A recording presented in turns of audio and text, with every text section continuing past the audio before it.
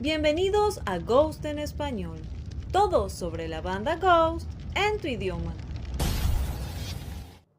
El cómic número 2 de Sister Imperator ya fue publicado y aquí te contaré un resumen. Recuerda ver el video con el resumen del número 1 para entender el contexto.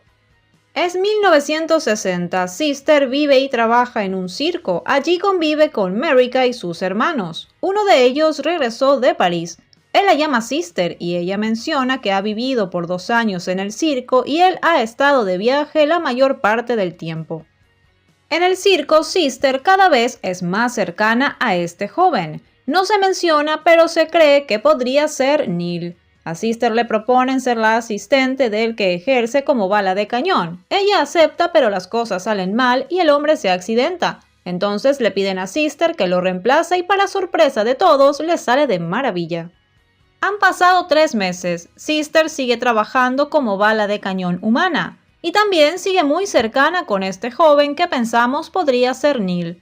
El circo se incendia por la mano de un extraño y Sister encuentra una misteriosa cruz.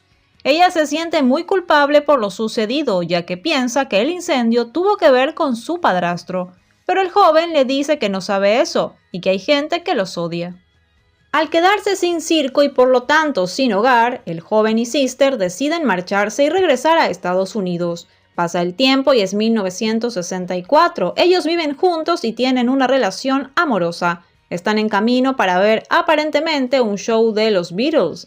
Pero Sister encuentra un afiche relacionado con su padrastro en la calle, y al estar tan enfocada en eso pelea con Neil, porque ella quiere ir a verlo para vengarse. El joven le dice que deje eso, que eso ya forma parte de su pasado, pero ella simplemente no puede. En ese momento Sister ve nuevamente el fantasma de sus hermanas gemelas. Toda la discusión crea una separación entre ellos. En el momento que Sister está relatando la historia, a quien se la cuenta le pregunta, o sea que dejaste ir al amor de tu vida, una potencial estrella, por tu sed de venganza. ¿Solo lo dejaste ir? Volvemos a la historia y Sister se dirige a donde está su padrastro, una iglesia. Allí ve a su madre y descubre que ahora tiene una nueva hermana.